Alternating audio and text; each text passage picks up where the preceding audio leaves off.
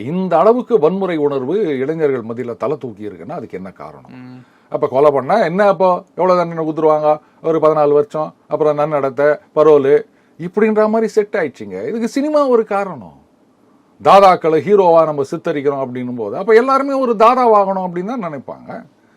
ஒரு காலத்துல ஹீரோ அப்படின்னா அவர் அதுவும் எம்ஜிஆர் அவர்களை பொறுத்த வரைக்கும் பாத்தீங்கன்னா படத்துல சிகரெட் பிடிக்க மாட்டாரு, சரக்கு அடிக்க மாட்டாரு, ஒரே ஒரு படத்தை தவிர.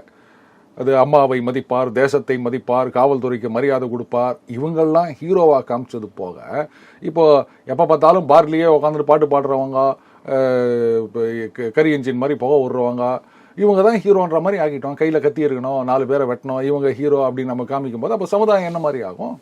அப்ப ஒட்டுமொத்த சமுதாயமும் இதுல நம்ம குறை சொல்லணும். ஓகே, அவங்கள மட்டும் குறை சொல்லி பிரயோஜனம் இல்லை. கடுமையான நடவடிக்கை எடுக்க வேண்டும், எடுப்பாங்க அப்படின்னு நான் நம்புறேன். விசாரணையில முழு உண்மை தெரிய வரும். அதுக்கு முன்னாடி நாம இது இப்படி அப்படி அப்படின்னு சொல்றது சரியில்லை.